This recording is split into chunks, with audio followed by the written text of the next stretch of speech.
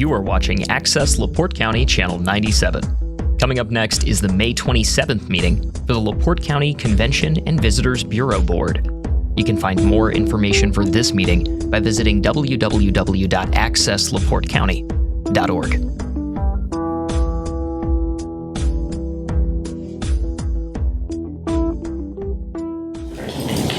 Okay, we're going to call to order the LaPorte County Convention and Visitors Bureau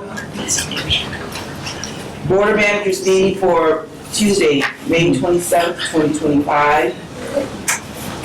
Can we have a roll call, please? John Babcock. Yeah, ma'am. Pam Harris. Here. Becky Greenlaw. Here. Diane Gonzalez. Present. Rich Grammarosa. Mike Sykes. Here. Mark King. Here. Adam Konechny. Laura Kratz. Here. We have a quorum. All right. Thank you all for attending. Boy, this year is just, this is May already. It's really moving on quickly. Yeah. All right. Do we have any public comments at this time? Hearing none, we will move into our approval for our minutes. We've all had a chance to review them. I'll ask for a motion for approval. So moved. Second. We have a motion by Don Babcock and a second by Diana Gonzalez. Any questions, comments? Hearing none, those in favor say aye. Aye. Any opposed? Motion carries. In moving it forward with the President's report today, I'm going to just kind of introduce Dan, but before I do, just want to give a preface to this whole strategic planning process. It's been moving on very well. I'm very proud of what staff has been able to accomplish. And I think what Dan is going to show us today is progress moving forward. We're going to really stay on top of this. It's not going to be one of those plans that sits on a shelf somewhere and collects dust. We're going to really move this thing forward and make it happen. So with that, I'm going to turn it over to Dan. Okay, great, thank you. Pat, thank you and the board for all the great work and leadership with the plan. Keep that out to So, you know, I'm going to pass this around. Here's an output from the strategic roadmap. Can I ask you to pass those down?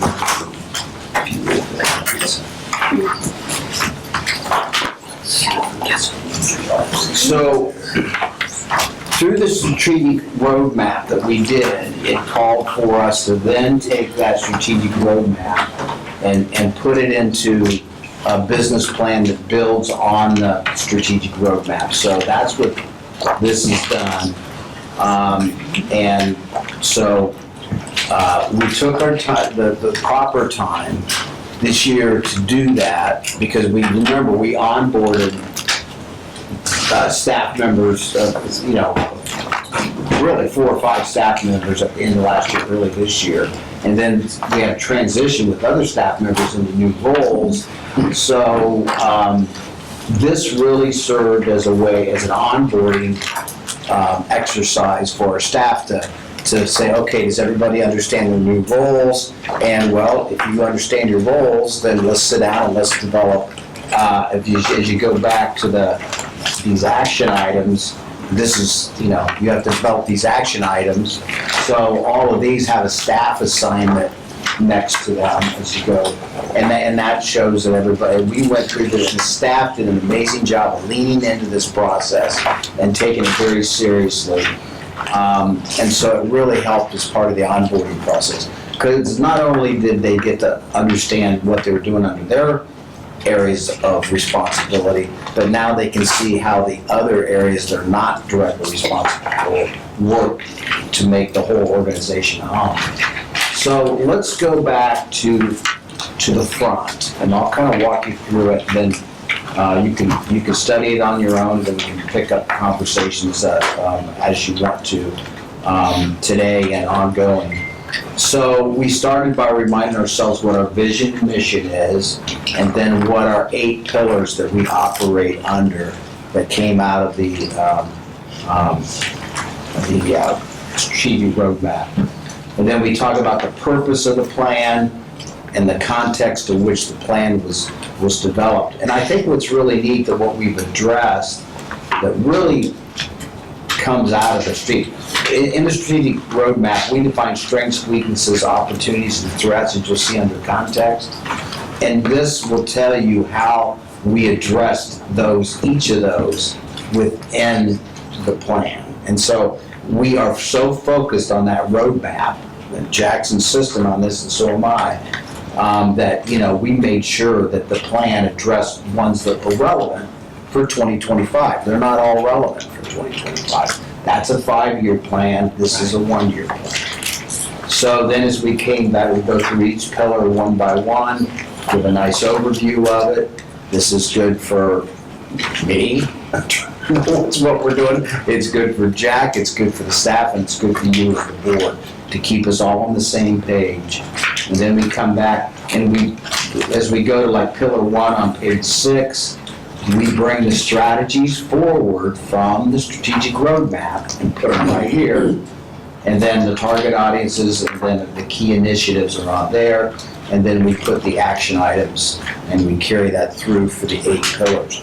And the action items is what we can look at and see as a board. But within these action items, as a staff, we'll probably half of these we'll break down into time and action plans and have a whole nother level of detail that goes beyond this to say, hey, we're working on this, but there are 12 different items that we have to do, and here's how they fit together, what the contingencies are. And so there'll be a lot of other planning that'll go on and already has gone on to provide us details of how to work through each of these action items. So as you go through these, you have quarter 1, quarter 2, quarter 3, and then you have a little mark in there as far as that's your goal for when you're going to accomplish that. That's correct. Now, then will you be updating something as these, like versions, those things that were supposed to be done in the first quarter? Can you? Yeah. They were done. So what we'll do, great question, by the way. So and we're working through this, we have a staff meeting coming up, but what we've talked about so far, we will come through and then mark either like C for complete, O for ongoing, for the quarter we're working into the past quarters. And then this will serve, we'll do business plan, you'll probably get a report off this business plan that'll come to the board on maybe at every meeting. Jack and I've got to talk about that to staff. But this will then become the baseline for our reporting. So it all kind of falls together. What I'm going to ask, and you guys, staff tell me if this is a possibility or if this is reasonable, if we could get all the pillars, action items, the summary page, not the one with the detail for the board, because we need detail, we can always then come back and ask. But for us to kind of see ahead of time, before the meeting, Yes. so that we don't prolong, because you got 8 pillars, we got all these action items, I don't want to prolong it here. But if we could just get, prior to the meeting, a summary, just like we had it here, each of the pillars, and then a mark indicating how it's progressed. Does that sound, am I kind of okay with that, guys, rest of the board members?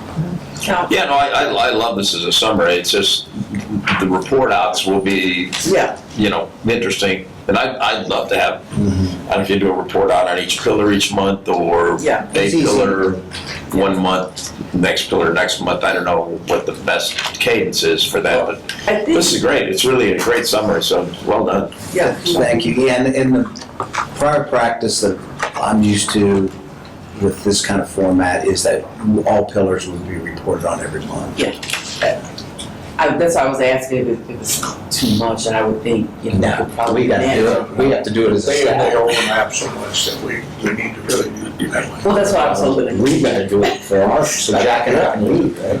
That's kind of what I was kind of leaving that. Okay, fine, then go ahead. Go ahead with your. Well, that's kind of it. And so, okay, I guess the last thing I'll say about this is, the 2026 plan will be we'll start working on that here after the boat race probably. And so if anybody has, and then that'll tie into the budget and the strategic plan. So, so feedback from the board so we can make any changes you think would strengthen this, would be welcome, and it'll be put into action. I would expect a number of these will carry over into 26 too. I mean, Exactly. Like no business starts from scratch every year. We do a lot of the same things, and then we add around the edges. We don't reinvent any organization that we're part of year to year, but we refine it. So the first year is a little tough. Now, this is a really nice summary. It's very well done. It's interesting too. Of course, I'm big on pictures as well as the detail. It's well done. Yeah, good selection of pictures, right? Yeah, you gotta there's a fine line there, right? It's like the first company's like, well, I'm sure there's more pictures on that content page. Especially since it was at the beginning. But again, I wanna give so much credit to the staff and to Jack. It's just because everybody really took this very seriously. And it was a great opportunity for me to really understand what everybody was doing, is coming in new. And again, like I said, the staff that's new. And so this is a pretty easy way to digest, read what's going on the top line with the organization to see how much we do and how it all fits together. Well, like I said, it leaves the opportunity when we look down through the action items to call and ask for more information on anything that we want clarification on. So that's the great part about it. We don't have to do it all. We just can address those that we have some meaning of understanding for. Exactly. And it's a living, breathing document. We have stuff that will, and what I've encouraged staff to do, if you find yourself working on a lot of things and it's not in the plan, let's put it in there so we get credit for it, right? And there'll be a certain, and I'd be shocked if there wasn't one or two things under every pillar that we really are going to say, we should have that in the plan. We'll make the changes. So, yeah. Is that it? That's all on my end. Well, thank you. And I'll just, as an add-on, one of the items we have in here concerned with doing things more with the fairgrounds. And Joy is here today, so she'll give you an update on the events, but just from being on the FMEC board and knowing what's going on there, I just want to make sure everyone is knowledgeable of what's going on. We have a comprehensive plan that is being put together, and that involves the entire LaPorte County community. We have representatives from all the community in that planning process as well. Mm-hmm. And we're looking at different things to do to the fairgrounds, and there's a lot of things in motion for that. And as we get a little bit further along, we'll start to report here as far as that comprehensive plan is going also. So we really want to engage the fairgrounds and get more use out of it especially from an attraction standpoint, to bring big events to this county. That's major. We could do a lot for our community, our county community, and using that facility. So, quick question. So is this available to the public, or is this for internal use, or where does this go? Good question. Jack and I would see us putting it up on the website maybe. Well, it's certainly available if anybody asks, and I kind of like where you're going with it. It maybe should be, out there where they can grab it. I think it should, for sure. I just wanted clarity. That was brand new. I know, I love the transparency, but there's a lot in here, and my suspicion is, as people read it, we will get more input. Both good and bad. And so, awareness of what we really do as an organization. Right. Elected officials. Yeah. Yes, That's a good. That's an excellent point. That's a good start. Sending it, have Jack send that to Let them actually see Pat. Yeah. So what that's this great. board that they appoint I love it. Yeah. to do. Good ideas, guys. Any other comments from the board on the strategic planning process?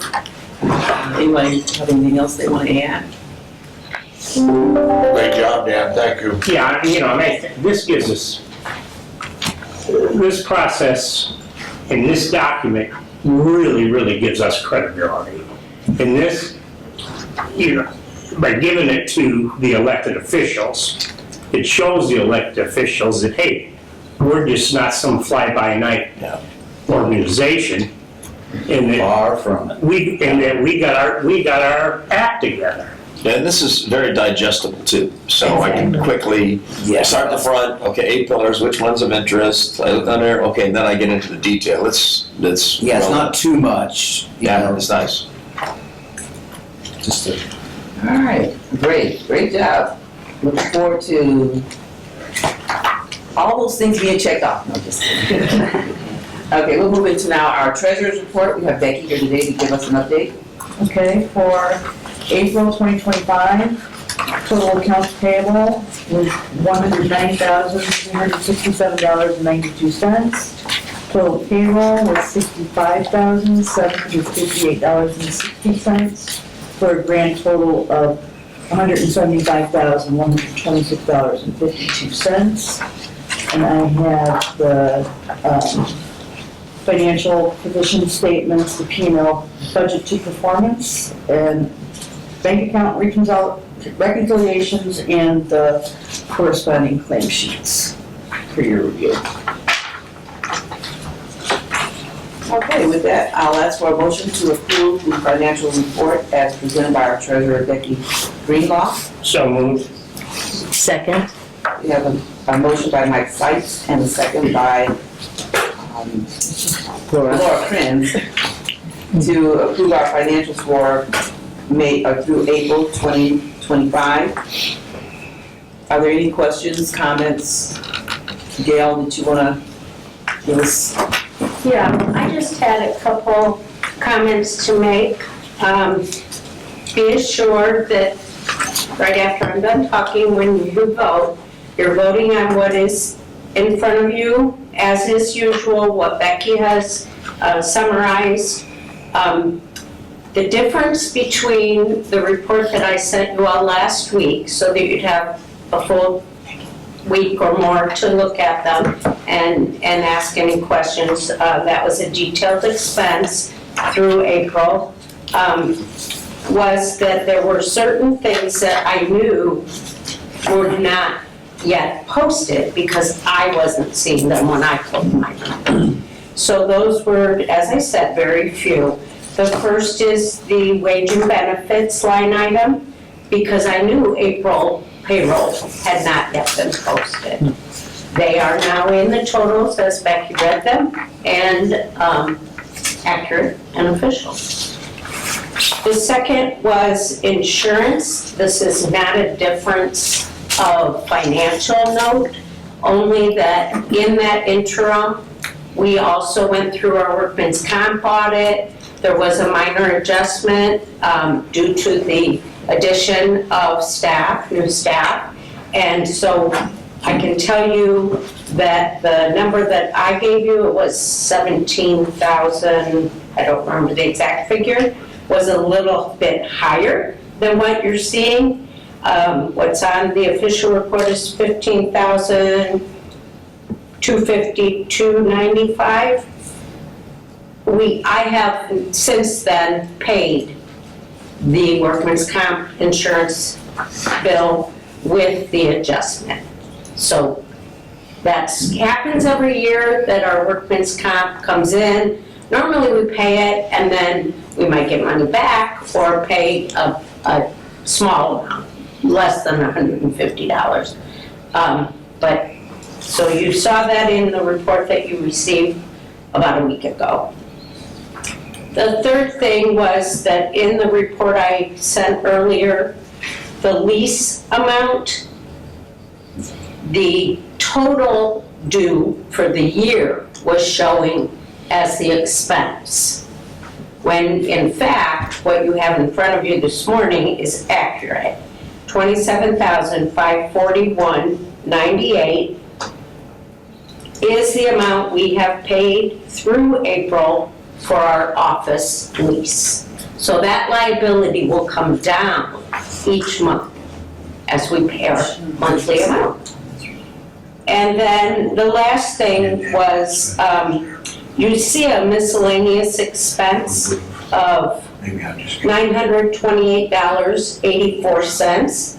That is actually, for lack of a better term, a slush fund. We had some fraud occur on our Visa card, which Bill identified as it was happening, not immediately after, but as it was happening. And he has significantly resolved much of that $928. I think it's down to 130 something, if that. So just wanted you to know that that is not an expense line item that you see on a regular basis. It did result from activity of fraud and been identified and corrected real quickly. So we're happy with the reporting that I sent a week ago. And then to look at that against what our official numbers that you all are going to vote on is, I think, helpful. So if anyone has any feelings about that, please let me know.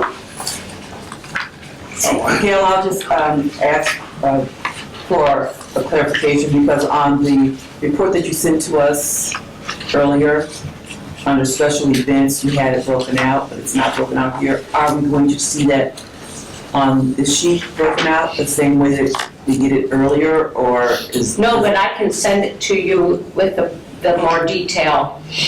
Is there some reason this one cannot show it? We'll just have to ask our accountants. That was. Yeah, if that's what you prefer. Yes, I think for the board members, when we're sitting here and looking at it, it would be great to have it in front of us. Very good. Now, is that the only account you'd like to see the full detail? Yes, that's a major one. Okay, it sure is. Then again, related to that, is there and I don't, first of all, thanks for breaking that out. I saw the breakout on the expense side. Was there a revenue side associated with each one of those two? There on the is, income side? yes, I understand what you're saying. We have some minor revenue in the Great Lakes Grand Prix. We also have some minor revenue in the LaPorte Invitational, which I Yeah, that's good. can I mean, I'd love to compare, each event, expense, revenue, and so then we can get a full picture of what's going on with particularly the big ones. I mean, the smaller ones, it's a significant investment for us. Sure. And obviously, I think it's good for us to have a good understanding, especially since, we had 3 major events. So that extra detail does help for sure. Yeah. Well, one thing, I think we need to maybe have a conversation about that, Don, because a lot of, for instance, the boat race, a lot of the revenue is not directly to us. It's to, again, it's like the park department. No, I understand that. I just, It's whatever we're reporting on in our budget, having sufficient detail to understand. Well, I can see putting it on there, but I'm just saying it's not gonna be where we're gonna see revenue outweigh expenses, because it's I not think your gonna. comment is that there's benefits beyond Right. just the revenue coming to us. Right. I agree, totally. That's the overall. Okay, and that's the thing, and that's the point I want to make. There is a timing issue too, of course, Sure. you understand. We don't see that revenue until we're much closer Yeah. to the race when all the sponsors paid and tickets have been purchased and so forth. So we have sold more tickets already than we sold all of last year, but we don't see that revenue until we get the payout. when we But shut at the end of the account. year, it'll be part of our evaluation. Exactly, Yeah. exactly. So, all right, thank you. Please Okay. carry on with your vote. Okay, we have the motion and the second. Any other comments? Hearing none, those in favor say aye. Any opposed? Motion carries. All right, Jack, well, that brings us to your report. Well, I promised. Junior team. Yeah, I promised in the email I was gonna keep it brief, and then Amy keeps telling me, you gotta make sure you touch on one of these. So we are there. You got notes all around my sheet here. So, one of my assignments started, as Dan was pulling together with all the staff with this, was to pull together and define and understand our destinations, our events, and what Blue Chip was doing for us. And Chris and Chelsea and I and a couple others put together this spreadsheet that you're going to be hearing a lot about, but it's amazing. So just touching on the Blue Chip side, for example, there were 42,000 visitors that came through in one fashion or another, nothing to do with gaming last year, to come into our community because of Blue Chip. 42,000, that's amazing. It was a number of different groups, was taking a second, but it looks like about 300 different groups came in, 325 different groups came in. What an amazing facility that is for us. There's a lot more we're going to be talking about there with the Blue Chip stuff. We had to identify actually our events, and our events, we have over 50 events that we are involved in some fashion or another, whether it's bags, welcome bags, or whether it's money in sponsorship form. And so we've laid all that out, and it's been very helpful. And Dan, I appreciate you guys putting that out, getting me moving on that, and it was really interesting. So moving on, June 10th, we got the community event at Blue Chip.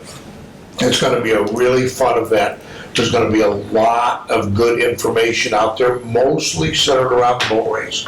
That's what it's about. And the purpose is to bring in all the folks that do all the hard work, every aspect of it, outside of us here, that get paid to do it.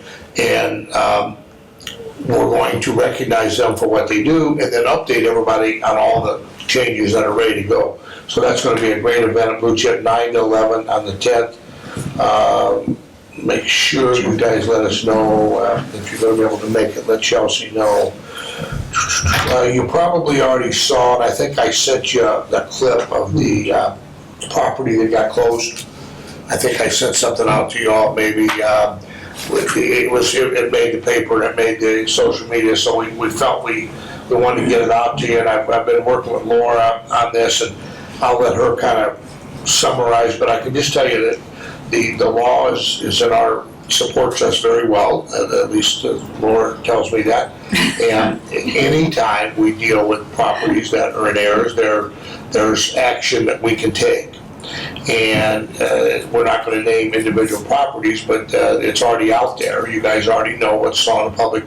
And if there are, in fact, any monies owed, that we're going to take the proper steps to make sure that that's reclaimed, because that money is tax money that was collected and kept or something and not remitted. Okay, and Laura, you want to touch on your thoughts on the two, the lien versus the legal side, the felony side, or anything like that? Well, the law accommodates both. So certainly I will reach out to the prosecutor for all the monies that are in arrears once we ascertain exactly what those figures are for each. There's two different entities, so we have to keep that front and center. And then we will proceed with the complaint and move forward with the lien when we get to that point. Because the concern, of course, as you and I discussed, Jack, is that this place is going to bankrupt or whatever. So we certainly want to be in a lien holder position, because as Jack alluded to, well, you came right out and said, they received the money, and then where that money went was not the right party. So we certainly do have to, capitalize on whatever opportunities we have to pursue that. And we were on top of this property a couple years ago. And without going into too much detail, because it is a legal matter now, but Amy and I sat down with those folks that run the facility, and we got out front on this, and that's probably helped us a lot as we work through the stuff today. We've been working with them for a couple of years, and just to suffice it, we've been out there on it, and it's put us in a pretty good spot, Laura thinks, to be able to at least make our case known with the numbers. Yeah. Anything else on that? Or legal? No, update everybody as we move along. Yeah, Okay. thank you. Is there a chance of that making a comeback? The property? Yeah. My understanding is it's in pretty bad shape. It's in really bad shape. Boy, I mean, we used to hold all our major meetings there. I mean, it It's been a was, long time, Mike, since we've, wow. I did notice there was some work being done this weekend, but not up to what extent. yeah. That's, the city's got, you know, home enforcement there, and I wouldn't know how deep it is. That's a shame. Yeah. It really is. The cool thing is we've maintained our total revenue really well with that property still going downhill for the last several years. So that's my next touch on is, overall, we're really still in great shape on our innkeeper tax collection. I think Amy just indicated the other day that we're almost dead even with last year, and last year was a record-breaking year. And I think we got a handful of properties that maybe are a month behind to get to, so that's gonna be our next job, is go out and, Yeah. hey, remind everybody, you know, you can't get behind, there's fines here, penalties. Did I see where the city council was working on a ordinance to ensure that these weekly or daily rentals, they were gonna put together a list? Both communities are working on it. Michigan City's already got a registry. LaPorte is looking to adopt one.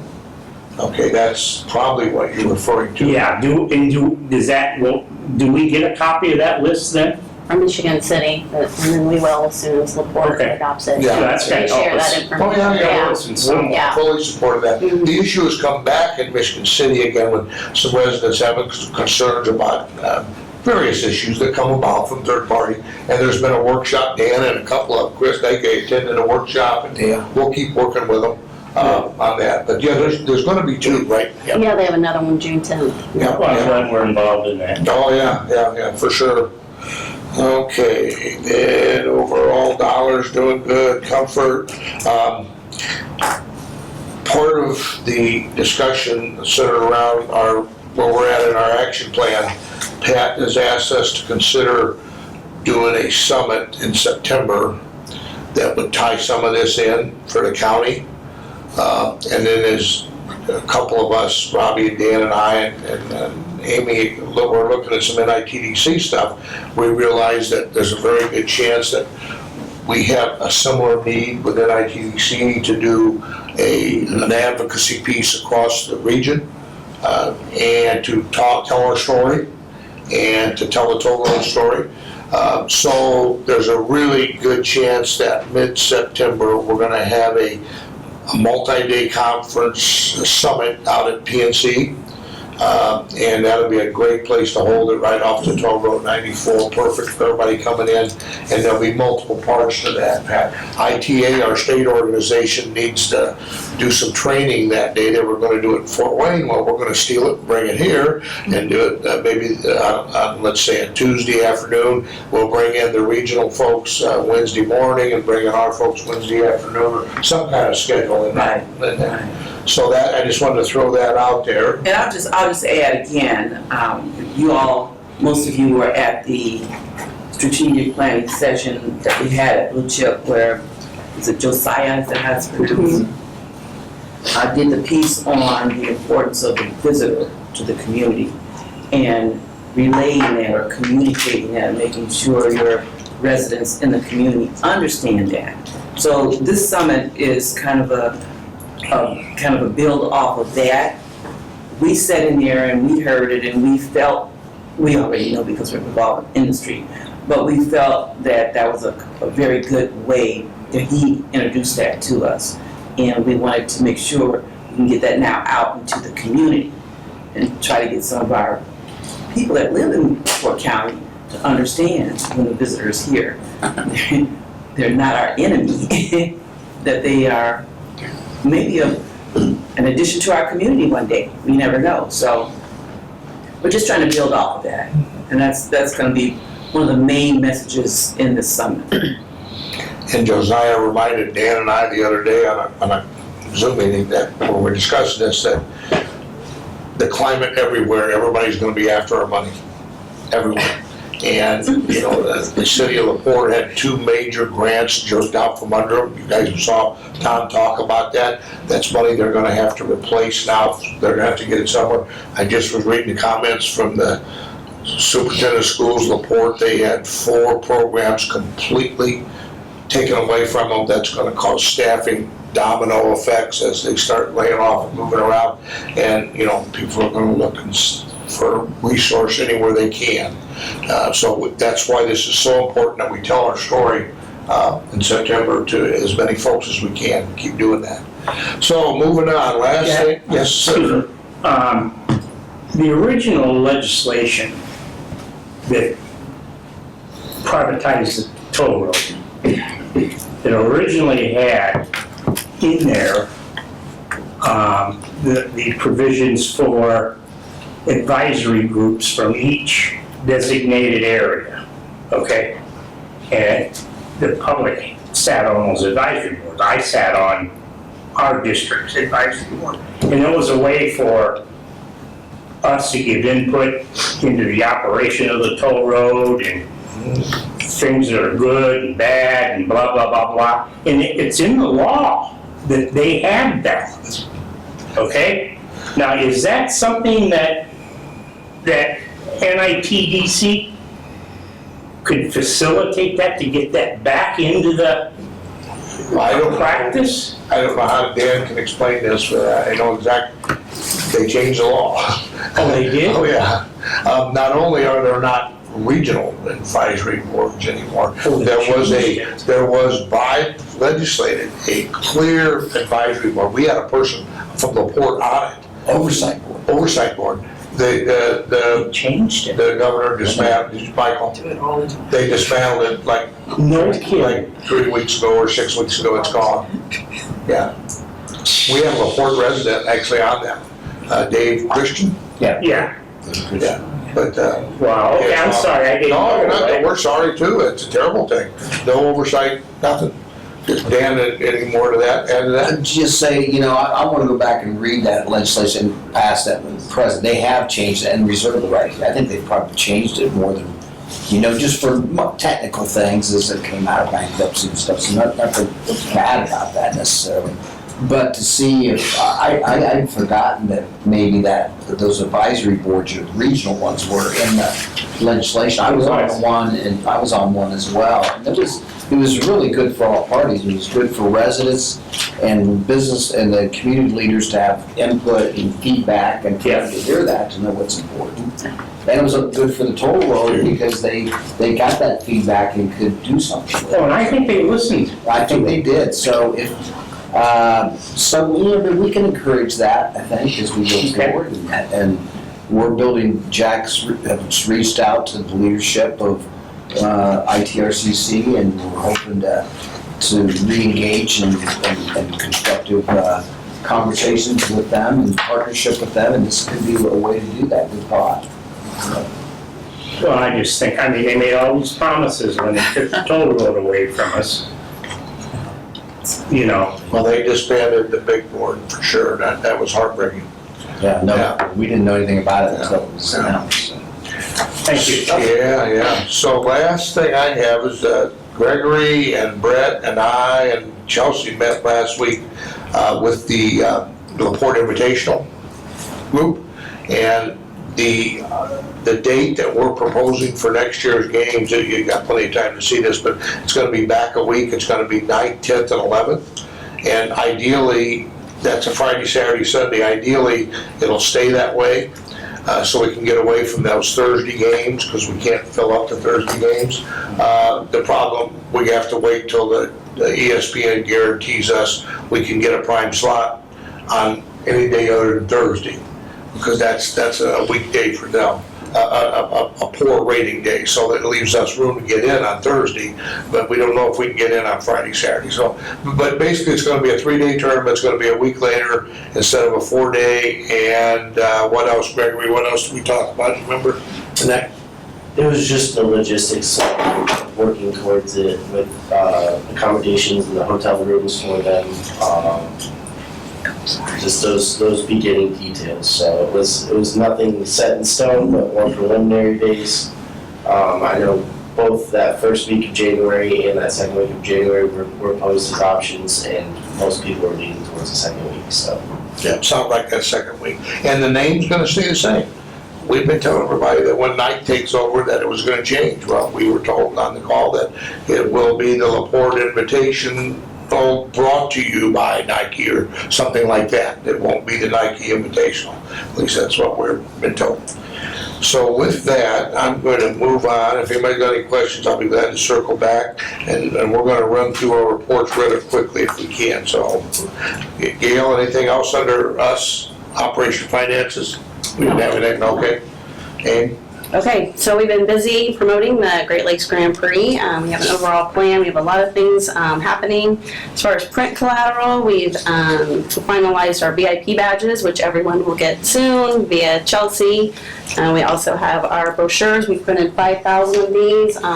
Mike has distributed a lot of them, so that's great. And we have a nice schedule in the middle, so take a look at that so you don't miss any of those great events. We have posters. If anybody wants a poster or has a great place that we can place those, please let me know.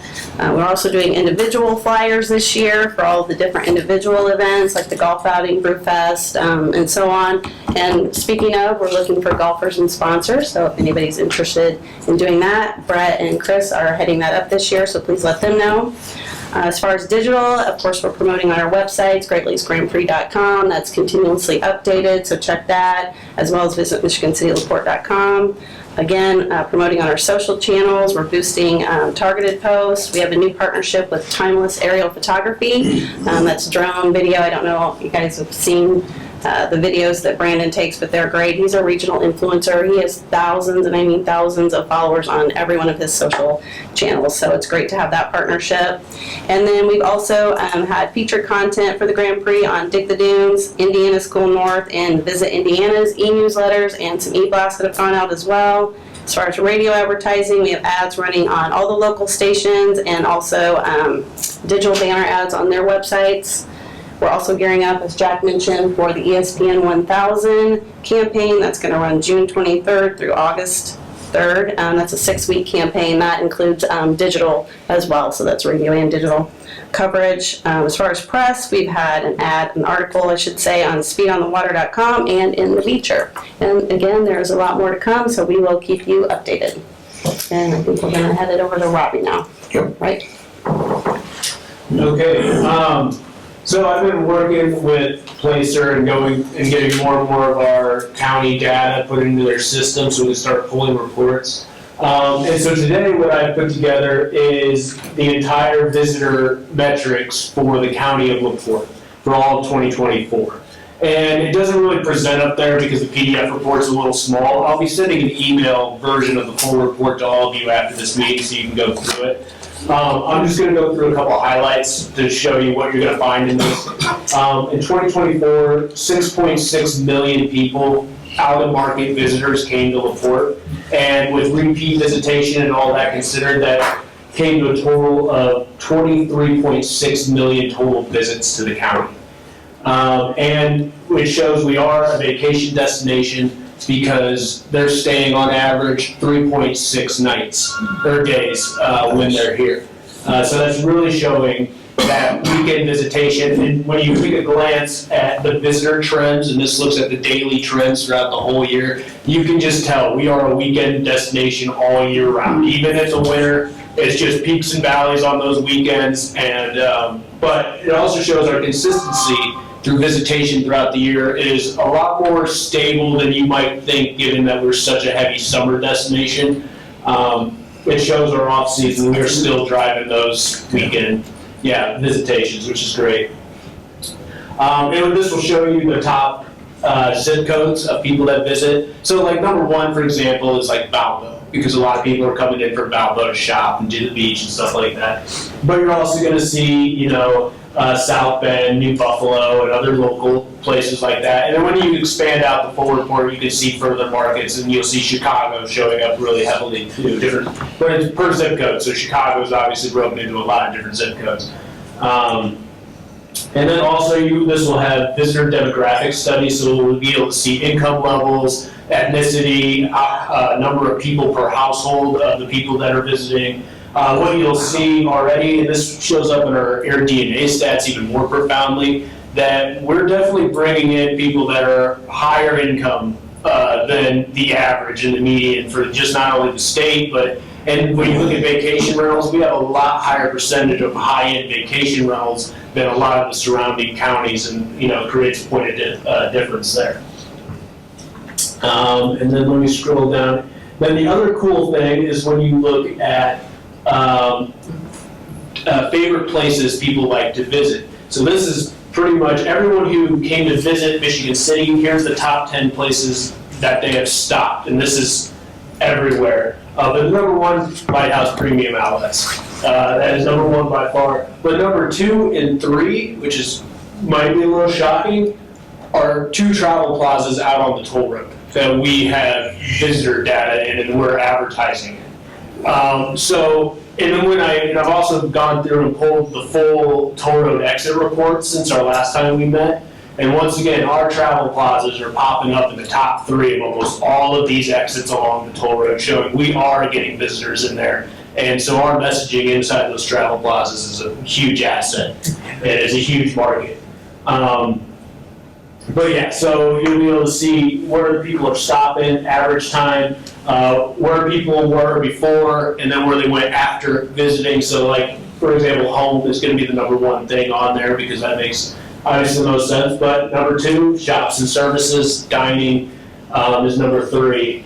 And when you look through this total visitation data, I also want to clarify that this has gone in and taking out commuters and residents. So this is just people visiting, because they can see the average traffic of your commuter who's showing up, multiple times a week. Those are all pulled. This is just pure visitation data. So you guys can dive into this, and this is a high enough level. I've talked to Placer. If you want to share this with someone internally, it's okay.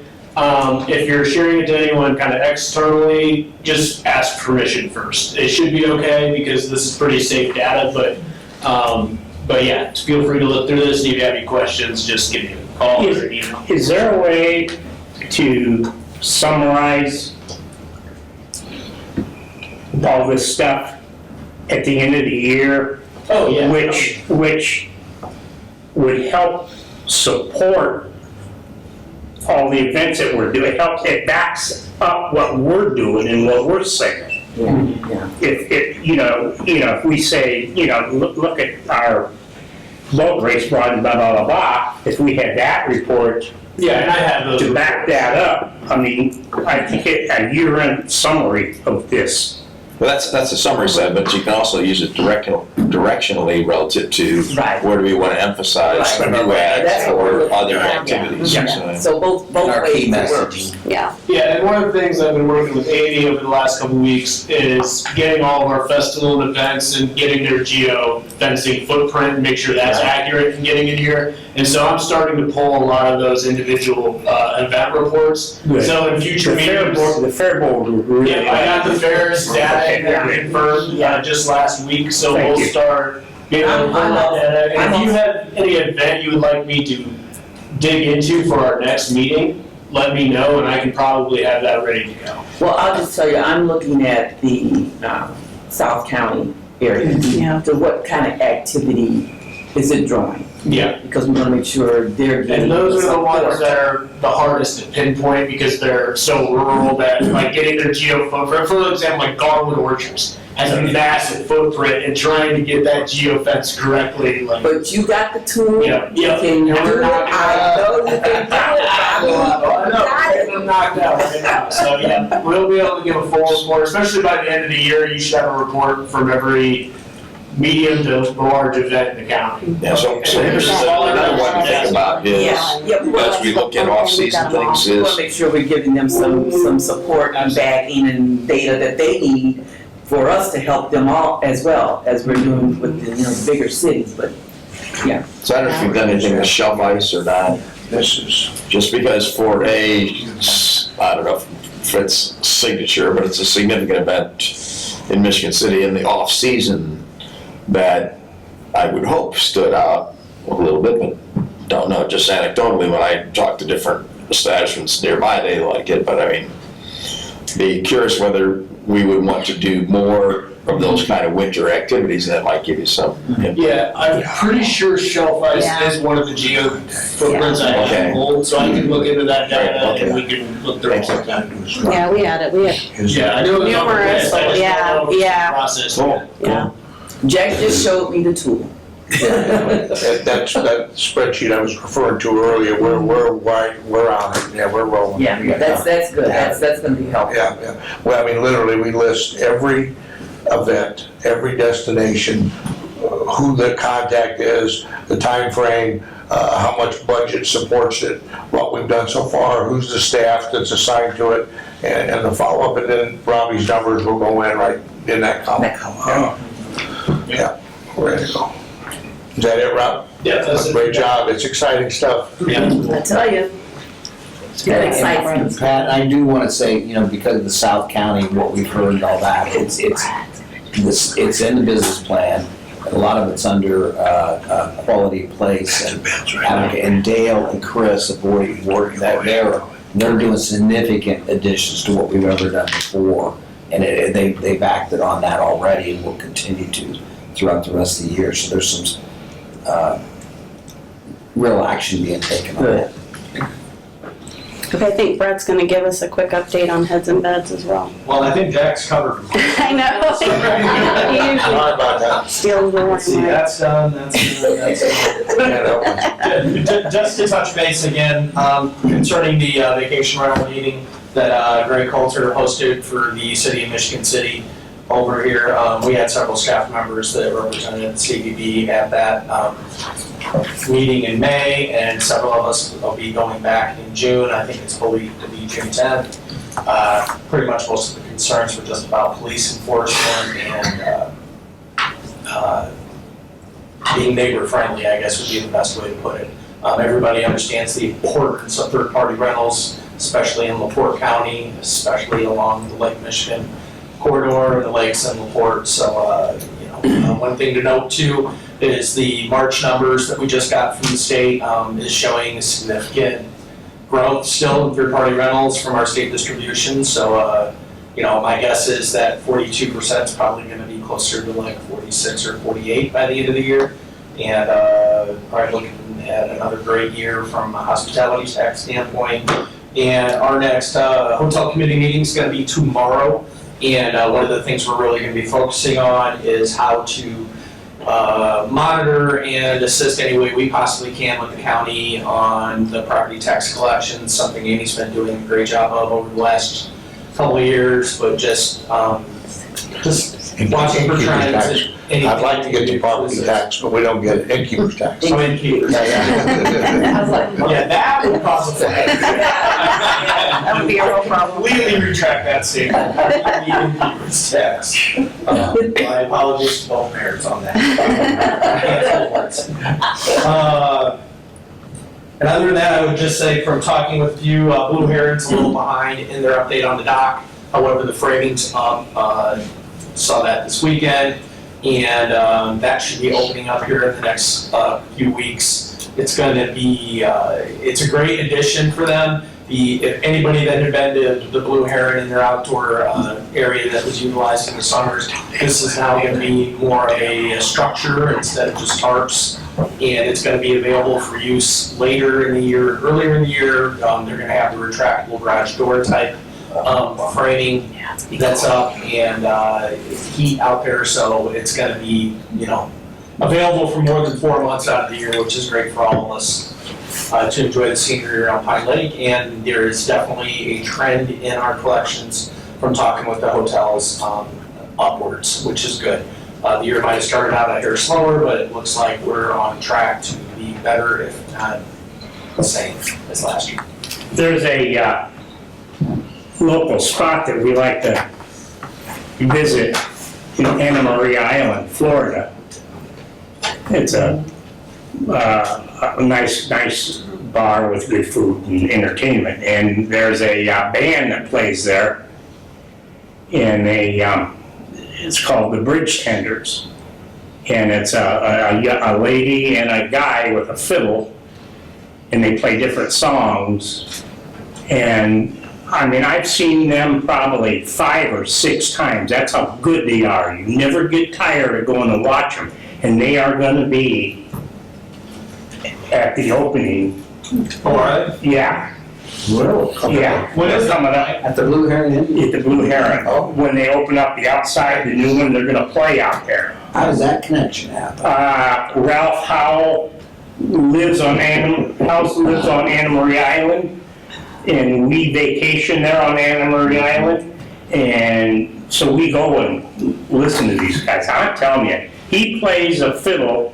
You know what is that one where the devil does his doom? Yeah, that is unbelievable how he can play that fiddle. And listen, because I'll announce it. I think you'll be there at the opening. Oh, I will. Is there a date to this thing? It's in June. Yeah, it's coming up in June. And really, watch for it. 'Cause I highly recommend it. It's great. All right, so, Dale, you have anything for Dave? Yeah, we skip it for you, okay? Legislative, we didn't have anything. We do, I'm sure that Michigan City and LaPorte and the county have some input. You got anybody join? Yeah, just real fast, Pat already kind of said that we were working on the comprehensive plan. That's definitely a work in progress. We're still in the very early stages of that. But what we're ultimately going to end up with is a 5, 10, and a 30-year plan to see what we want the grounds to look like and where we want to go with that. When I took this position, my biggest thing is before we can start attracting the big events and having the big to-dos there, we need to make sure our infrastructure is good and that we're ready for it. We don't want to be advertising and have events coming in to only have them fail. That's just going to make us look worse and we're never going to recover from that. So that's what we've been trying to do. So along those lines, this year for the infrastructure side, we've kind of put this year as a housekeeping year to kind of pick up on some oddball tasks that have been going on and finishing them off. The sound system out there is one of those items that is to be done by June. So all the buildings will be wired, everything will be on one sound system that can be segregated off so we can only announce in certain areas during obviously the importance of the fair week, but also during events. So we can be able to utilize and hit everything or just certain areas, the arena, buildings, that kind of thing. So that's going to be huge out there from what we've had so far. Then the community building, we've done a kind of another revamp inside. If you haven't been out there, I will say it looks a lot different. More paint, wainscoting, the lighting is all different, and we're resealing the roof to prevent any damage or anything that has been going on without having to re-roof the building kind of thing, but that's kind of been on our priority list. Doing all of this work, we want to make sure that we're maintaining that so it doesn't get ruined. But little bitty things going on that I won't hit on, but then I also know Pat and I are going to be working on looking at doing some grants and things like that down the road. So her and I will be meeting on that separate and we can update as we get further along. Do you know if they're planning on redoing the entrance, canopy before the fair, or? I do not know if it'll be before the fair. One of the items that we're going to be hitting in the next year or two is the whole front entrance of pulling in and redoing that traffic layout. It's a cluster. Everyone knows who was there for a big event, getting in and out of there. There's way too many lanes of traffic coming in that front. So we're actually looking at totally redoing that whole area. So before we do anything and invest in infrastructure, we need to plan that out first. So it's more than just revamping the. Yeah, Yes. there's a lot more in Yeah, that. okay. And it is in the plan, but not before the fair. No. Okay, thank you. Terry? Gregory? Yep. So we just got through a first-time event this last weekend. We hosted the MC Food Music Festival, which used to be the Food Truck Festival. We had 21 food trucks down at Washington Park on Saturday and Sunday. It turned out to be a great event. We averaged over 3,000 people a day. So it was the first-time event. We're pretty excited about that. We partnered with Harbor Country Adventures. So hopefully that becomes an annual event. Coming up, we got quite a few things going. Our next big event is June 19th, Tuesday, June 19th. We have our Michigan City Juneteenth celebration. That schedule will hopefully be out this week. We're trying to put together just a few last things, but it's going to be a great event. It's down at Washington Park by the Guy Foreman Amphitheater. I have live musics and lots of different entertainment, food trucks. I think right now we're close to 50 vendors overall, as far as food and art, craft, and merchandise vendors. Then, so that's June 19th. On June 21st, we have our kitty parade, which we've already got more units this year than we've had the past couple of years. So we're excited about that. Then the big news that you all probably heard this last week, our patriotic parade on June 28th. Local football star Braden Fisk, who played for Michigan City High School and is now going into his second year with the Los Angeles Rams, will be here in town, and he will be our official grand marshal of the parade. And then immediately following, Michigan City Special Events and Braden will be putting on the Braden Fisk Family Fun Day at Ames Field. Bounce houses, food trucks, free haircuts for Michigan City school kids, backpacks, a whole bunch of stuff. So we're really excited Braden's coming back into the community and getting involved. I think it's gonna be a big crowd. And then on July 4th, we have our annual fireworks celebration. So basically that comes down to 5 major events in 16 days. So if Eric and I survive that, I'll be back to tell you guys about this. I have a question for Brent here. When you bring the food trucks in to different events, do you make them get some type of a license for each event?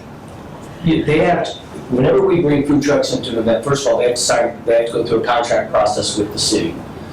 They have to provide a certificate of insurance, and they also have to go through the LaPorte County Health Department and have either an annual permit, or if they're not local and don't have the annual permit, they have to get inspected and get an event permit for that. Okay, because the reason I brought that up is that a lot of times communities would have vendors come in like that and pull up on a corner and sell tennis shoes or sell furs or jewelry off the corner, okay? And these people are in direct competition with our local businesses. I'm checking the event. You know, with our businesses. So when I was with South Bend Chamber, we initiated a local ordinance buying where, in order to protect the local people, you had to Time is up. You had to, get a license and pay a fee to do all this stuff. When we have our events, the craft and merchandise vendors have to go through a contract process with us. We do not require our craft and merchandise vendors to supply us a certificate of insurance, but through Michigan City Special Events, I buy an umbrella policy that covers our craft and merchandise vendors. Because a lot of these, most of them are mom and pops, they make stuff in the basement, they come and sell it. To turn and ask them to come up with $1 million in insurance is pretty crazy. Yeah. Once we did that to where I bought the umbrella policy, we went from having 25 art, craft, and merchandise vendors to 75. Okay. So, but yes, they have to be in contract with the city, and the food vendors have to have a LaPorte County Health Department permit, whether it's an annual permit or whether it's a single. Because I'm all favor of the food trucks and in this type of operation and stuff. But I just want to make sure that our local restaurants and our local businesses are, have some protection. Being a former Chamber of Commerce. Way to go. All right. And the last update that we have is Gregory. Yep. I'll keep it brief. We just had our Queen Nation concert on May 17th, and that was our biggest output of guests in attendance for that concert. We had over 1,000, so it was a really great show. They were opened by the Gingers, which was an all-girl rock band out of Chicago. They were fantastic. So they really brought the house down. That was a great show. To wrap up the month of May, we have our first Friday Night Live this Friday downtown LaPorte off of Lincoln Way and Monroe, and it'll be country and Q themed, so barbecue. So there's a lot of food trucks. I think we have 8 food trucks as of now. Same goes for how they do it. They all have to have their permit with the LaPorte County Health Department. And so we have the contract process with that and everything too. 2 big events in June. We have, well, 3. We have the Cardigan Circus coming June 7th and 8th, which is Saturday and Sunday, and it's a Glow Circus. It's going to be a really fun, family fun event. I have free tickets for that if anybody has kids that are interested in coming, so come see me. And then we have Ohio Valley Wrestling coming on June 13th, which is Friday, and then we turn around on that Saturday and have Small Town Mellencamp Tribute Band performing on the 14th, and they're opened by Rich Hardison, who's phenomenal. So, very packed month of June, and then we go into July, we have Lake Fest, and we have Hinder coming on July 18th, so it's going to be very busy for us. And I'm closed my report. Obviously, we didn't do a boat offshore race because that's coming up June 10th. That whole meeting is really for that, so we skipped that for today. So that no blue chip or advisory board report today. All right. No comment? Okay, all right, good. All right, any unfinished business anyone needs to bring forward at this time? Any new business?